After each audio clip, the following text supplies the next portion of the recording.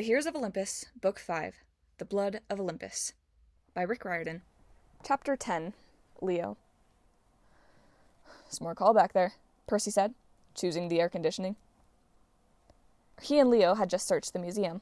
Now they were sitting on a bridge that spanned the Cladios River, their feet dangling over the water as they waited for Frank and Hazel to finish scouting the ruins. To their left, the Olympic Valley shimmered in the afternoon heat.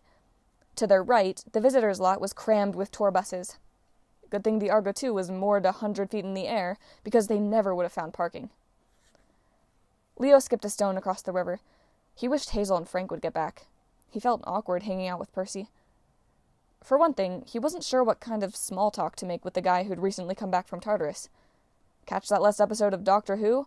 Oh right, you were trudging through the pit of eternal damnation.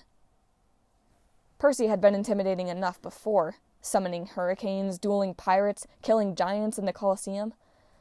Now, well, after what happened in Tartarus, it seemed like Percy had graduated to a totally different level of butt-kickery.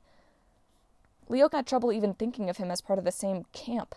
The two of them had never been at Camp Half-Blood at the same time. Percy's leather necklace had 4 beads for 4 completed summers. Leo's leather necklace had exactly none. The only thing they had in common was Calypso, and every time Leo thought about that, he wanted to punch Percy in the face. Leo kept thinking he should bring it up, just to clear the air, but the timing never seemed right, and as the days went by, the subject got harder and harder to broach. "What?" Percy asked. Leo stirred. What? You were staring at me, like, angry. Was I? Leo tried to muster a joke, or at least a smile, but he couldn't. Sorry. Percy gazed at the river.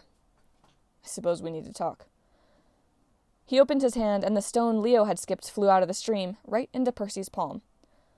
Oh, Leo thought, we're showing off now? He considered shooting a column of fire at the nearest tour bus and blowing up the gas tank, but he decided that might be a tad dramatic. Maybe we should talk, but not... Guys! Frank stood at the far end of the parking lot, waving at them to come over. Next to him, Hazel sat astride her horse Arion, who had appeared unannounced as soon as they'd landed. Saved by the Zhang, Leo thought. He and Percy jogged over to meet their friends. This place is huge, Frank reported. The ruins stretched from the river to the base of that mountain over there, about half a kilometer. How far is that in regular measurements? Percy asked. Frank rolled his eyes. That is a regular measurement in Canada and the rest of the world. Only you Americans... About 5 or 6 football fields, Hazel interceded, feeding Arion a big chunk of gold. Percy spread his hands. That's all you needed to say. Anyway, Frank continued, from overhead, I didn't see anything suspicious. Neither did I, Hazel said. Arion took me on a complete loop around the perimeter. A lot of tourists, but no crazy goddess. The big stallion nickered and tossed his head, his neck muscles rippling under his butterscotch coat. Man, your horse can cuss, Percy shook his head. He doesn't think much of Olympia. For once, Leo agreed with the horse. He didn't like the idea of tromping through fields full of ruins under a blazing sun, shoving his way through hordes of sweaty tourists while searching for a split-personality victory goddess. Besides, Frank had already flown over the whole valley as an eagle. If his sharp eyes hadn't seen anything, maybe there was nothing to see. On the other hand, Leo's tool belt pockets were full of dangerous toys. He would hate to go home without blowing anything up. So we blunder around together, he said, and let trouble find us. It's always worked before. They poked around for a while, avoiding tour groups and ducking from one path of shade to the next. Not for the first time, Leo was struck by how similar Greece was to his home state of Texas, the low hills, the scrubby trees, the drone of cicadas, and the oppressive summer heat. Switch out the ancient columns and ruined temples for cows and barbed wire, and Leo would have felt right at home. Frank found a tourist pamphlet. Seriously, that dude would read the ingredients on a soup can, and gave them a running commentary on what was what. This is the Propylon. He waved toward a stone path lined with crumbling columns, one of the main gates into the Olympic Valley. Rubble, said Leo. And over there, Frank pointed to a square foundation that looked like the patio for a Mexican restaurant, is the Temple of Hera, one of the oldest structures here.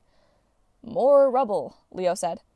And that round bandstand-looking thing, that's a Philippion, dedicated to Philip of Macedonia. Even more rubble. First-rate rubble. Hazel, who was still riding Arion, kicked Leo in the arm. "Doesn't anything impress you?" Leo glanced up. Her curly gold-brown hair and golden eyes matched her helmet and sword so well, she might have been engineered from imperial gold. Leo doubted Hazel would consider that a compliment, but as far as humans went, Hazel was first-rate craftsmanship. Leo remembered their trip together through the House of Hades. Hazel had led him through that creepy maze of illusions. She'd made the sorceress Pacify disappear through an imaginary hole in the floor. She'd battled the giant Clytius while Leo choked in the giant's cloud of darkness. She'd cut the chains binding the doors of death. Meanwhile, Leo had done, well, pretty much nothing. He wasn't infatuated with Hazel anymore. His heart was far away on the island of Ogygia. Still, Hazel Levesque impressed him, even when she wasn't sitting atop a scary, immortal supersonic horse who cussed like a sailor. He didn't say any of this, but Hazel must have picked up on his thoughts. She looked away, flustered. Happily oblivious, Frank continued his guided tour. "And over there—" "Oh." He glanced at Percy. That semicircle depression in the hill, with the niches, that's an nymphaeum, built in Roman times." Percy's face turned the color of limeade. "Here's an idea. Let's not go there." Leo had heard all about his near-death experience in the nymphaeum in Rome with Jason and Piper. "I love that idea." They kept walking. Once in a while, Leo's hands drifted to his tool belt.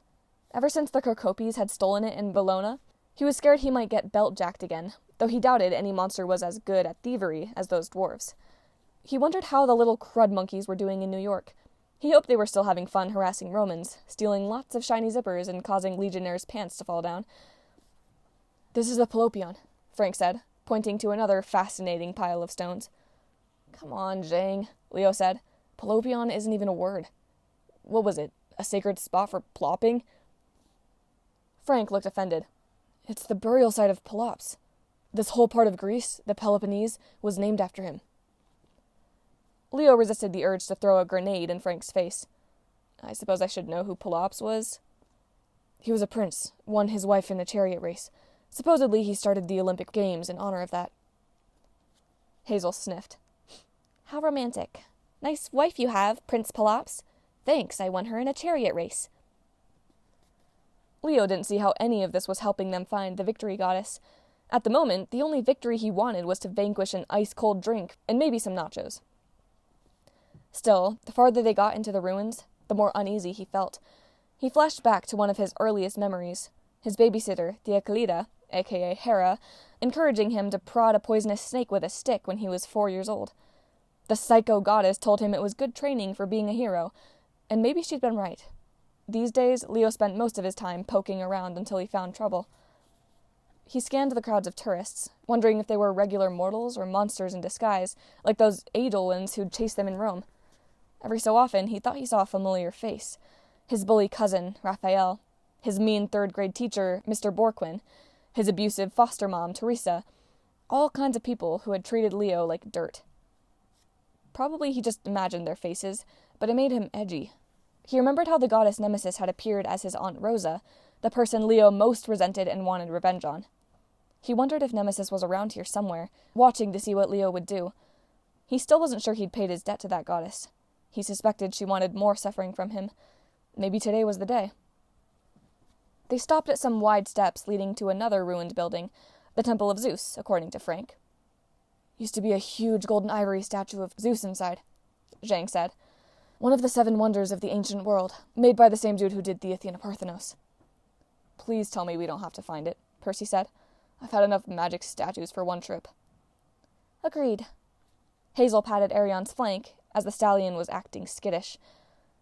Leo felt like whinnying and stomping his hooves too. He was hot and agitated and hungry. He felt like they'd prodded the poisonous snake about as much as they could, and the snake was about to strike back. He wanted to call it a day and return to the ship before that happened. Unfortunately, when Frank mentioned Temple of Zeus and statue, Leo's brain made a connection. Against his better judgment, he shared it. "Hey, Percy," he said, "remember the statue of Nike in the museum? The one that was all in pieces?" "Yeah." "Didn't it used to stand here, at the Temple of Zeus? Feel free to tell me I'm wrong. I'd love to be wrong."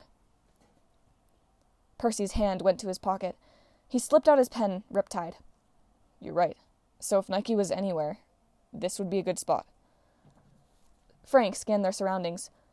I don't see anything. What if we promoted, Adidas shoes? Percy wondered. Would that make Nike mad enough to show up? Leo smiled nervously. Maybe he and Percy did share something else. A stupid sense of humor. Yeah, I bet that would totally be against their sponsorship deal. Those are not the official shoes of the Olympics. You will die now. Hazel rolled her eyes. You're both impossible. Behind Leo, a thunderous voice shook the ruins. You will die now! Leo almost jumped out of his tool belt. He turned and mentally kicked himself. He just had to invoke Adidas, the goddess of off-brand shoes. Towering over him in a golden chariot with a spear aimed at his heart was the goddess Nike.